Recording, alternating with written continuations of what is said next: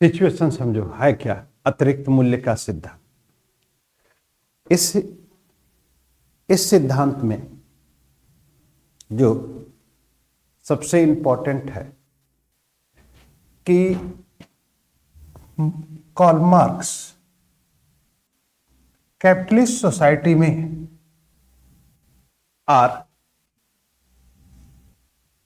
Class society में पूंजीपति means capitalist labour class का एक्सप्लॉयटेशन कैसे करता है, how the process of the exploitation. ठीक, अब होता क्या है यहां पे कि प्राइस ऑफ गुड्स, इस प्राइस ऑफ गुड्स में इन्वेस्ट द लेबर यानी मीन्स किसी भी वस्तु के उत्पादन में जो श्रम लगता है वह उस वस्तु की प्राइस होती है। ठीक, यही विचार लॉक भी करता है। लॉक का भी यही विचार था, उसने भी श्रम लेबर थियरी के माध्यम से बताया था कि किसी वस्तु के उत्पादन में लगने वाले श्रम के अनुपात में उस वस्तु की मूल्य निर्धारित होती है। मॉल्थस भी कहता है, मार्क्स भी कहता है। लेकिन प्राइस ऑफ गुड्स और प्राइस ऑफ लेबर में जो डिफरेंस है, सपोज है मान लो कि 500 रुपया इस वस्तु की प्राइस है और इन्वेस्ट हुआ है, लेबर इसमें इन्वेस्ट हुआ है 250, तो 250 तो 250 बच गया, यही सरप्लस है। यही क्या है, सरप्लस है। अब होता क्या है कि ये 250 रुपए जो स्थिति है, इस लेबर से हम 8 घंटे की ड्यूटी कराए, ठीक, इससे हम 6 घंटे का पैसा दिए, 2 घंटा यहां पर बचा और 2 घंटा जब यहां बचा तो ये किसके पास चला गया, 2 घंटा ये कैपिटलिस्ट के पास चला। प्राइस ऑफ गुड्स यानी किसी वस्तु का मूल्य, ठीक, इन्वेस्ट द लेबर यानी उस वस्तु के उत्पादन में लगने वाले श्रम के अनुपात में होता है। ठीक, यह विचार लॉक का भी है। अभी फिर से हम समझा दे रहे हैं इसको एक तरीके से। तो इन्वेस्ट द लेबर यानी मीन्स किसी वस्तु के प्राइस में, किसी वस्तु का जो प्राइस होता है उस मूल्य का, उस वस्तु का जो मूल्य होता है वो डिपेंड करता है इन्वेस्ट द लेबर, श्रम कितना इन्वेस्ट किया गया है। ये विचार लॉक का भी है, ये विचार मॉल्थस का भी है और ये विचार कार्ल मार्क्स का भी है।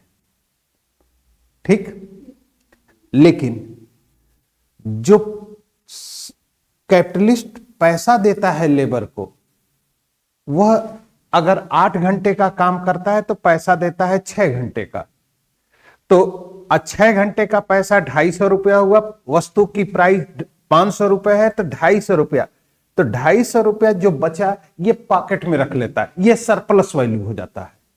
ठीक, इसलिए इस कैपिटलिस्ट सोसाइटी में capitalist day by day rich होता जा रहा है और श्रमिक जो है या जो लेबर क्लास है वो डे बाय डे कमजोर होता जा रहा है। ठीक, जिसका रिजल्ट क्या निकलता है कि अगर ये कैपिटलिस्ट है और ये लेबर है तो पहले ये डिस्टेंस था, अब ये डिस्टेंस बढ़ा, अब ये डिस्टेंस बढ़ा, अब ये डिस्टेंस बढ़ रहा है, अब ये डिस्टेंस बढ़ रहा है, और अल्टीमेटली ये डिस्टेंस बढ़ रहा है। ठीक, अब थोड़ा सा समझना है, यहीं पे एक चीज मैं समझाना चाहता हूं। सोचिएगा, यहां पर लकीर छोटी है, उस लकीर से ये लकीर बड़ी है, उस लकीर से ये लकीर बड़ी है, ये लकीर बड़ी है, ये लकीर बड़ी है। इससे क्या आप इंटरप्रिटेशन कर सकते हैं? इसके आगे का स्टेप सोचिए, और ये चीजें अगर अपने आंसर में लिखोगे ना तो टीचर झूम जाएगा। और इस पर मैं प्रूफ भी करूंगा, कई चीजें प्रूफ करूंगा।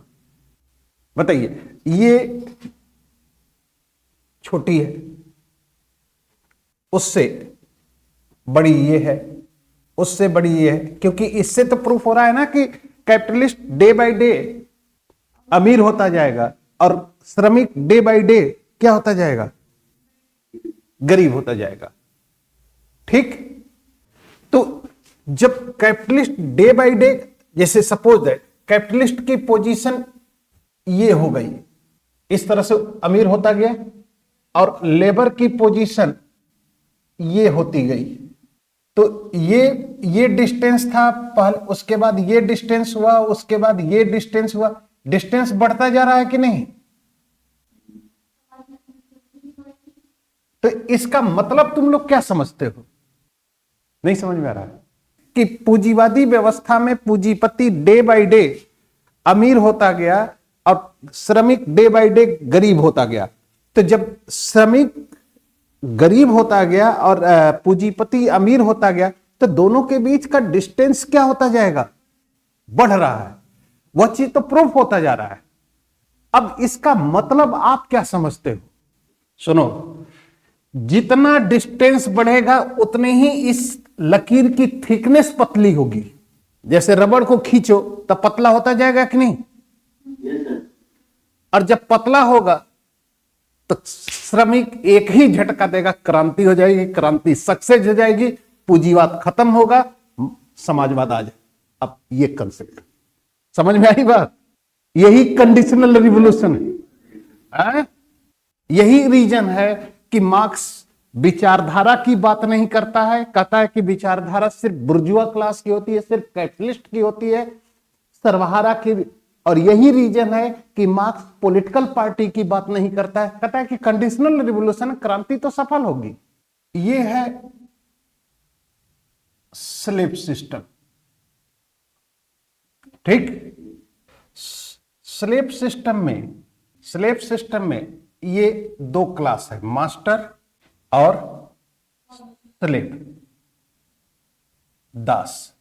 इनके बीच का डिस्टेंस है ये। ठीक ठीक,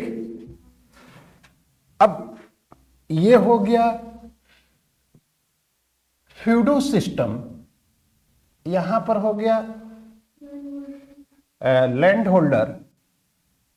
ये है कैपिटलिस्ट सोसाइटी, और यहां पर इंडस्ट्रियल रिवॉल्यूशन है, और यहां पर कैपिटलिस्ट एंड लेबर, और इनके बीच का डिस्टेंस है।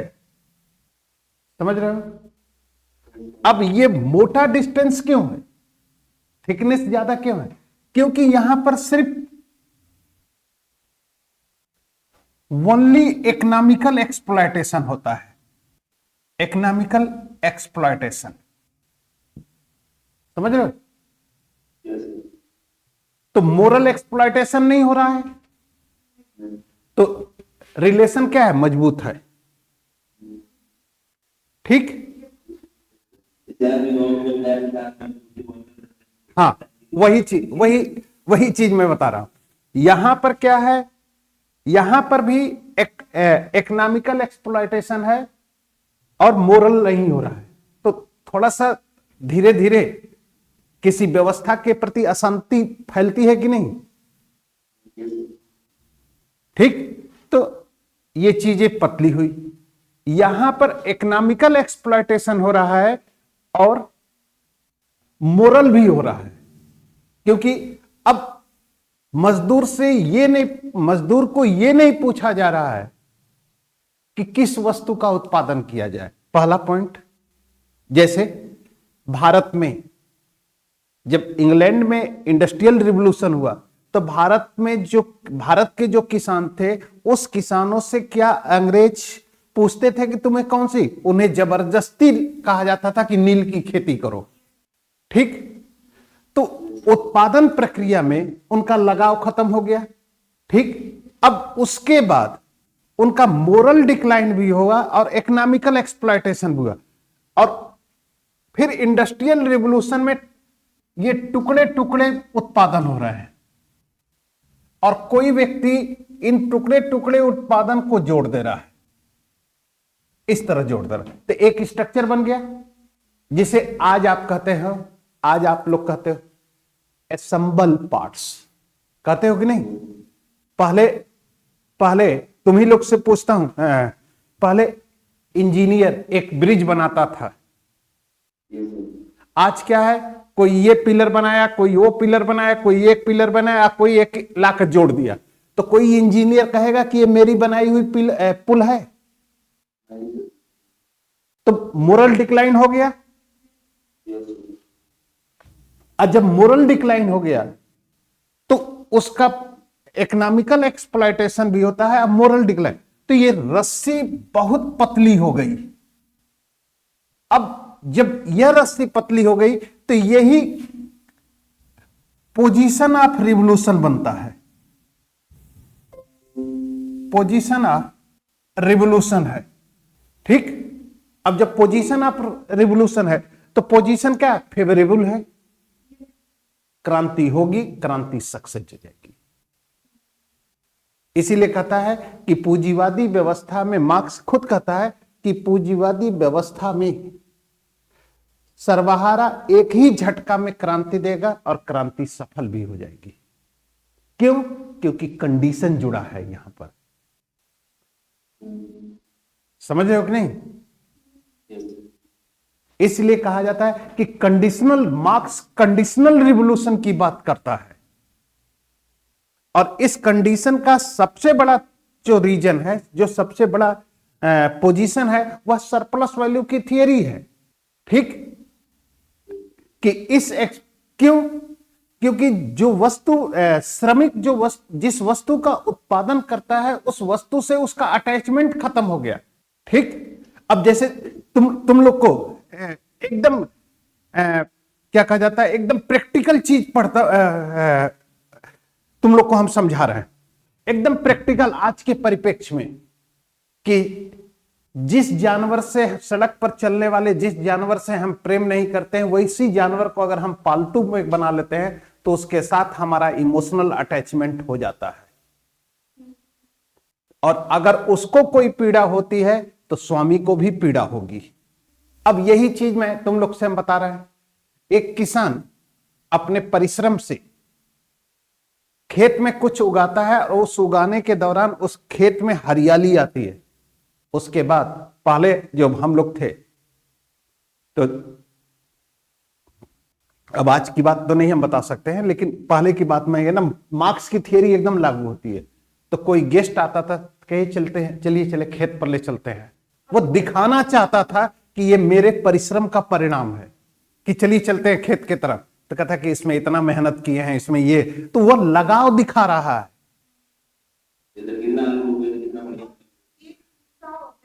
कि ये मेरे परिश्रम का रिजल्ट है। यही चीज मैं तुम लोग से हमेशा कहता हूं कि जिस कॉपी पर लिखते हो और कॉपी भर जाती है, तो उस कॉपी के भरने में आपको समय लगा। ट्रेडिशनल मेथड है, प्रोडक्शन में ट्रेडिशनल मेथड चलता है, और ट्रेडिशनल मेथड में क्या है, टाइम टेकिंग ज्यादा होती है। अब जैसे मान लो कि डिजिटली जो लिखो तो 10 पेज लिख लो, कोई उसका अटैचमेंट नहीं है कोई, लेकिन 10 पेज कॉपी पर लिखने में आपको समय लगेगा, 5 से 10 घंटे लगेंगे। अब उस कॉपी पर लिखने के कारण उस कॉपी के साथ आपका इमोशनल अटैचमेंट, और तब कहोगे कि ये मेरे परिश्रम का परिणाम है। That goods are the my result, है कि नहीं? तो यही चीज मार्क्स कहता है कि पूंजीवादी व्यवस्था में इकोनॉमिकल एक्सप्लॉयटेशन तो होता है, लेकिन इस इकोनॉमिकल एक्सप्लॉयटेशन के साथ साथ उसमें क्या कहा जाता है कि मोरल एक्सप्लॉयटेशन भी हो जाता है। और जब मोरल एक्सप्लॉयटेशन होगा तो इस कंडीशन में, इस सिचुएशन में सर्वहारा या लेबर क्लास के पास कुछ बचेगा ही नहीं।